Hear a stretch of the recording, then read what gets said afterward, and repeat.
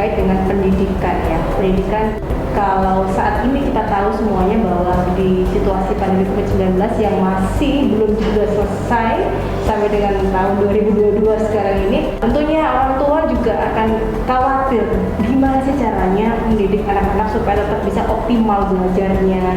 Kemudian banyak sekali persoalan-persoalan lain. Dan alhamdulillah sekali pagi hari ini saya sudah kedatangan tamu yang luar biasa sekali, yaitu Bapak Dr. Andes Ahmad Haryadi MSI dari Ketua Staian Najah Indonesia Mandiri Sidoarjo. Assalamualaikum Bapak. Waalaikumsalam warahmatullahi wabarakatuh. Gimana Bapak? Haryadi sehat Bapak? Alhamdulillah, sempat tidak nyaman sedikit ya. Tapi itu bagian dari nikmat yang mesti kita syukuri. Iya, betul. Tetap harus semangat Bapak ya. Tetap semangat. Bapak Haryadi, saya pengen ngobrol nih Pak, kita sharing nih. Karena kita tahu saat ini memang kondisi pandemi yang masih belum juga selesai. Betul. Apa nih Pak, kira-kira solusi yang bisa diberikan untuk atau cara mendidik anak-anak kita ketika menghadapi situasi yang seperti sekarang ini, khususnya orang tua? Oke. Pertama menurut saya ya, orang tua jangan ngambil alih peran guru, pasti nggak bisa. Itu yang pertama. Jadi mimpi orang tua jangan terlalu tinggi ya, biar nggak stres. Iya. Kalau mau ngambil alih perannya guru, itu berarti sekian banyak pengetahuan itu harus dikuasai oleh orang tua. Loh, lalu apa yang bisa kita ambil? Yang bisa kita ambil itu adalah peran fasilitator, salah satu diantaranya. Artinya bagaimana caranya biar kita bisa memfasilitasi anak-anak kita dapat belajar secara optimal ya. Karena kalau mau ngambil peran guru, bisa dibayangkan ya, untuk jadi guru itu berapa tahun kuliah atau berapa tahun, mungkin kalau di ini pendidikan yang panjang, harus ada sertifikasi, nanti baru bisa ngambil peran guru ya. Nah itu akan jadi bikin orang tua stres. Mungkin banyak di sosmed gitu ya, orang tua yang sampai komentar, pokoknya nanti kalau masih saya yang disuruh ngajari anak-anak, saya nggak mau bayar SPP gitu. Ya. Oh banyak itu ancaman begitu. Karena di bayangannya dia mau menggantikan posisi guru ya. Padahal bisa salah malah caranya ngajar. Bayangkan kalau ada orang tua mau ngajari matematik ya. Bisa itu kira-kira ya yang terjadi saat ini. Jadi kenapa banyak orang tua agak tidak nyaman dengan kondisi ini ya, dengan keadaan pertama memang karena ini sesuatu yang baru ya, pandemi ini sesuatu yang baru. Kemudian yang kedua, orang tua juga tidak punya persiapan sama sekali untuk menjadi fasilitator yang baik dalam numbuh kembangkan anak-anaknya. Sudah kadung terbiasa menyerahkan itu ke sekolah. Yang penting saya bayar, titip, oke ya. Itu yang pada umumnya terjadi. Jarang atau sedikit sekali lah orang tua yang terlibat dalam tumbuh kembang anak. Jadi bikin kaget suasana ini. Apalagi misalnya anak-anaknya ini yang usia dini nih Pak. Nah, apalagi ya. Ribetnya bisa dibayangkan seperti Ribetnya apa? Bisa dibayangkan. Guru TK saja saat ini ya, atau guru RA misalnya saat ini ya, itu masih banyak yang pola-pola pendekatannya pada anak-anak usia dini itu kayak pendekatan pada anak-anak dewasa ya, pada orang dewasa. Jadi anak TK dapat tuntutan untuk bisa baca gitu ya. Padahal kayak lagi peran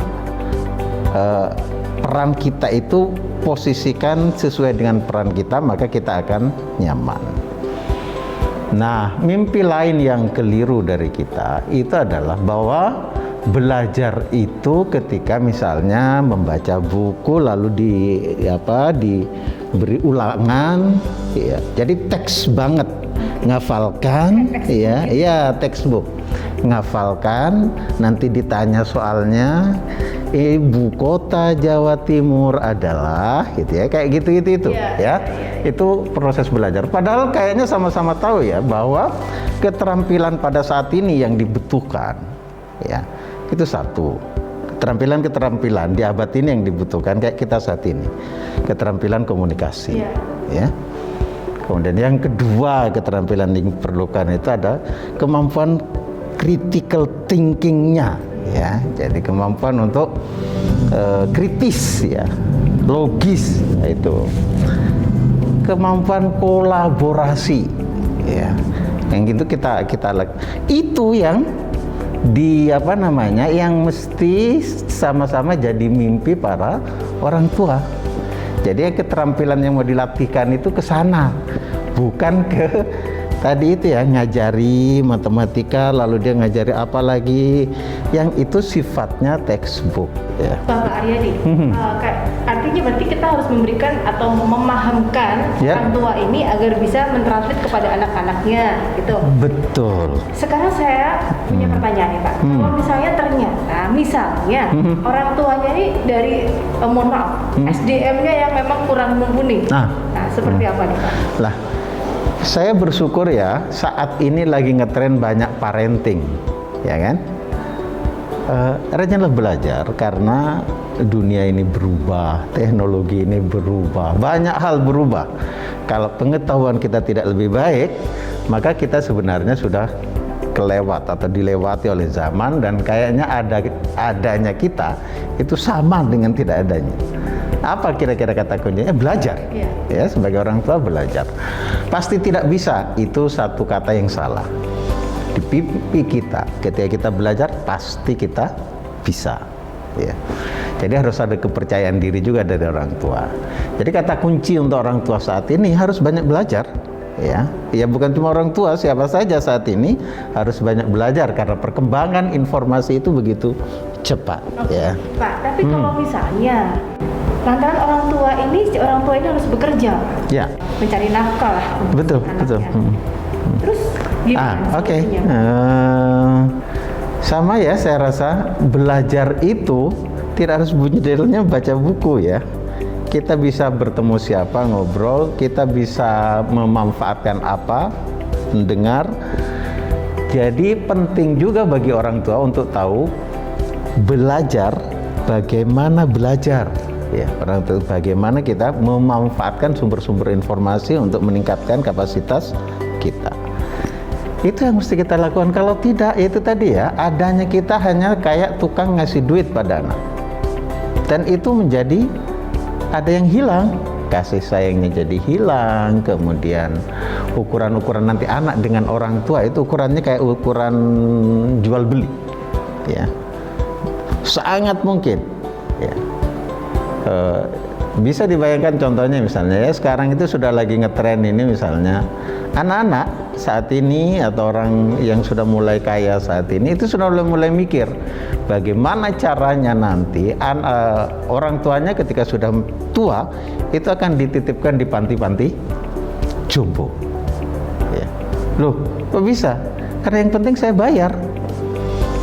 Jadi kedekatannya itu bukan kedekatan kasih sayang seorang anak yang merasa nyaman ketika berkorban. Itu bisa jadi karena perkembangan anak itu dulu begitu mandiri. Artinya peran orang tua pada saat itu hanya posisi bayar. Oke, kemudian seperti ini Pak, orang tua ini kan diwajibkan untuk bisa kerja. Artinya untuk keluarga, untuk anak juga kan. Gitu, betul. Pak. Nah, agak gimana ya Pak? Jadi waktunya habis ya. Kita sama-sama punya 24 jam. Betul. Ya. Waktu bekerja kita 8 jam. Iya. Betul ya? Waktu kita belajar. Masih ada berapa jam dari 28 jam? Masih ada 16 jam. Ya kan? Kan menjadi dilema Pak, apakah saya bekerja? Saya hanya mempertanyakan membagi waktunya bagaimana, sedangkan pemahaman orang tua sendiri untuk mengajarkan kepada anak juga tidak semuanya orang tua ini bisa. Betul ya. Kita bisa milih memang ya kayak hidup ini pilihan ya. Saya kalau misalnya ekonomi itu begitu berpengaruh, artinya maaf, salah satu dari orang tua itu memang harus dua-duanya kerja misalnya ya. Kalau salah satu misalnya tidak bisa, itu berarti kan memaksa atau kondisi ini menyebabkan dia harus dua-duanya bekerja ya. Katakan itu terjadi, dua-duanya bekerja. Itu tadi ya, waktu itu 8 jam untuk kerja, sisanya masih bisa digunakan untuk anak-anak. Bagaimana? Sudah tentu pasti ada pengorbanan-pengorbanan kan, ada kecapean-kecapean, itu pasti karena itu adalah bagian ya yang kita pilih. Karena kalau itu tadi, kalau kemudian kita biarkan anak-anak kita ya, sentuhan kita nggak datang, itu akan terjadi seperti itu tadi. Ya. Jadi tetaplah beri kesempatan, ya. Sediakan waktu untuk bertemu, untuk ada waktu bersama mereka. Ya. Tadi tetap saya sarankan ada waktu untuk belajar. Ya. Kalau tidak, itu tadi semua akan ketinggalan dan semua kita akan kelewat. Ya. Dan peran kita untuk menjadi fasilitator pada anak-anak menjadi tidak ada. Ya. Padahal penting, dan menjadi fasilitator itu saya rasa yang penting kita dilatih jadi fasilitator. Itu mungkin ya. Jadi itu pilihan prinsipnya, orang tua bisa memilih mana kira-kira yang nanti tetap bisa memungkinkan dia untuk hadir pada anak-anak, ikut menumbuh kembangkan mereka. Cara pendidikan kita kembali untuk ke anak-anak. 2 tahun inilah ya Pak. Kita mengambil pilihan nih misalnya. Oke, anak saya mau saya taruh di homeschooling deh. Kira-kira seperti apa Pak Riyadi? Saat ini memang pilihan yang relatif nyaman untuk orang tua itu semacam homeschooling, ya. Pilihan yang relatif nyaman untuk orang tua.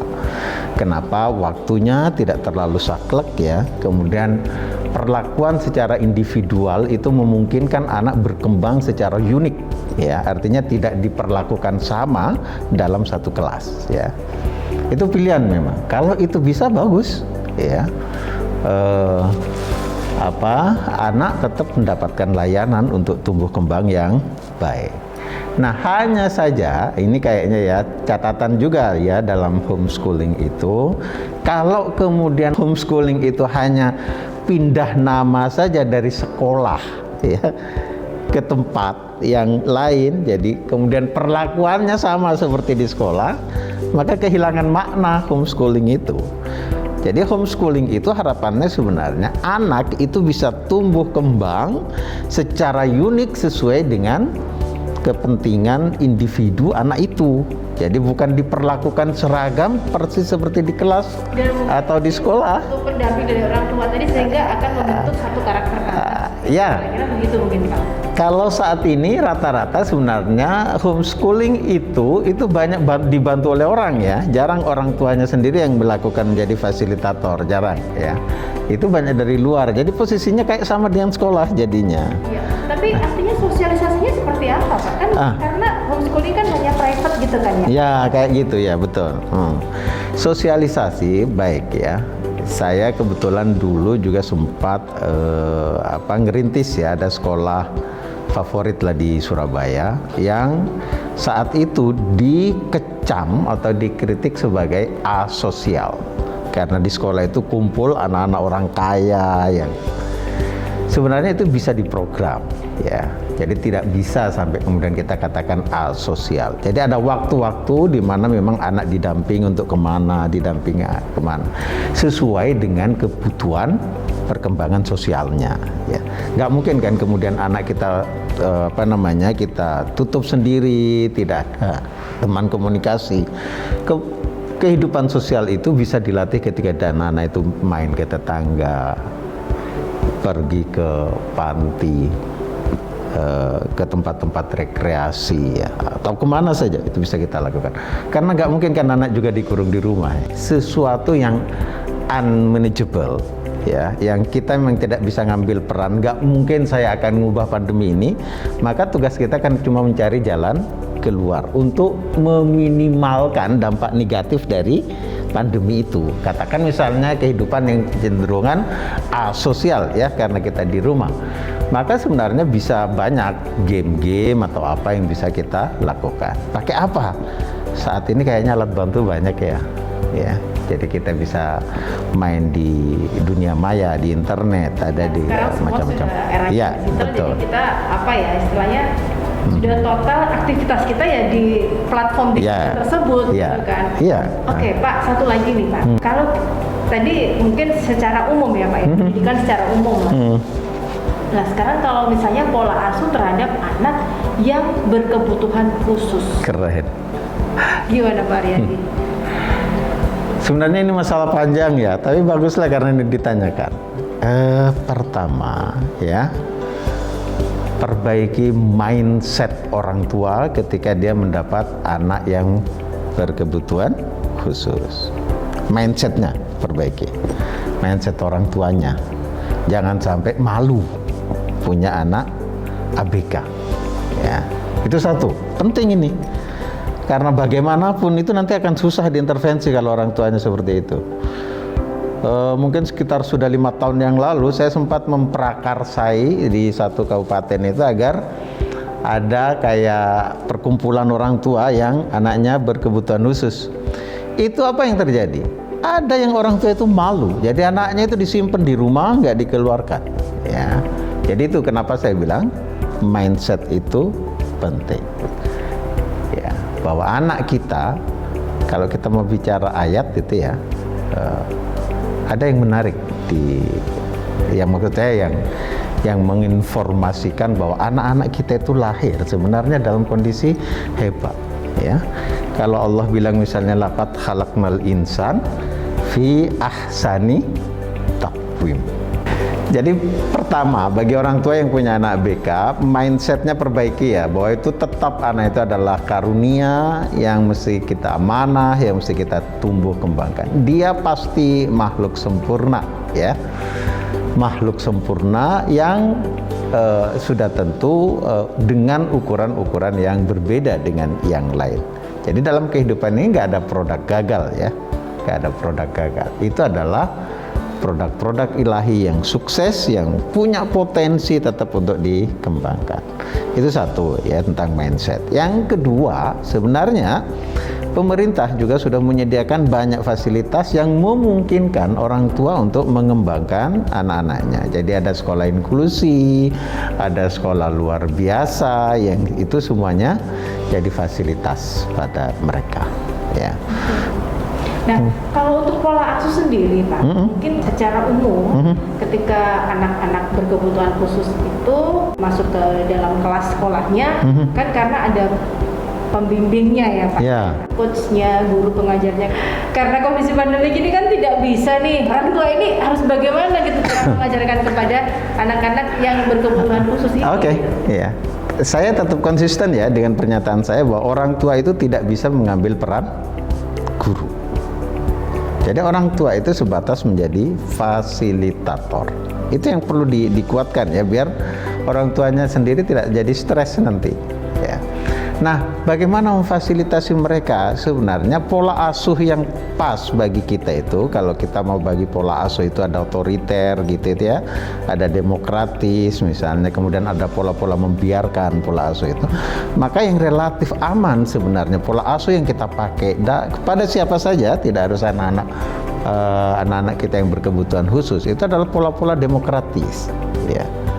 Kenapa pola-pola demokratis, tidak pola otoriter yang kita kembangkan di pola asuh itu? Karena mengorangkan itu sudah berangkat dari awal ya. Jadi demokratis, pola demokratis itu dilakukan, kita lakukan dengan asumsi di pikiran kita itu posisinya setara ya, bukan posisi atas bawah. Posisi-posisi atas bawah itu yang menyebabkan orang kadang ngambil gaya atau pola asuh otoriter ya. Tapi ketika di pikirannya sudah ini memang anak ya, anak itu bukan orang tua ya, walaupun dia besar kadang secara fisik ya, tapi dia tetap anak yang perkembangan otaknya, perkembangan kognitifnya itu tetap ada tahapannya. Sehingga apa yang bisa dilakukan oleh orang tua, semua pola pendekatan yang pendekatannya demokratis itu akan membuat anak nyaman untuk ngobrol, akan membuat anak nyaman untuk mengungkapkan keinginan-keinginannya. Tapi pola-pola otoriter jangan diharap. Anak itu akan sam'an wa ta'atan, tapi kadang di belakangnya tidak terjadi seperti itu ya, karena pendekatan-pendekatan misalnya yang biasa dipakai secara otoriter. Jadi kira-kira kata kuncinya, biasakanlah pendekatan-pendekatan demokratis ya, menghargai pada anak, Ya, kalau mau belajar dari Nabi Ibrahim aja misalnya ya. Ini ilustrasi saja. Kalau ketika Nabi Ibrahim itu mau nyembelih putranya karena dapat mimpi untuk nyembelih itu. Kalimat yang digunakan oleh Nabi Ibrahim tahu? Fanzur madza taro. Itu kalimatnya. Bagaimana pendapatmu anakku? Itu kira-kira ya. Jadi setelah mendapat mimpi untuk nyembelih anaknya, tidak kemudian Nabi Ibrahim itu bilang, nah Abi mimpi nyembelih kamu dan ini adalah wahyu, kamu harus mau. Nggak ada begitu. Tapi yang diungkapkan, fanzur, bagaimana pendapatmu? Itu sih kira-kira. Saya terima kasih sekali Bapak Ahmad Haryadi hari ini atas waktunya Bapak. Nanti kita akan berjumpa lagi di episode berikutnya. Saya Dian Kurnia pamit. Terima kasih. Assalamualaikum warahmatullahi wabarakatuh.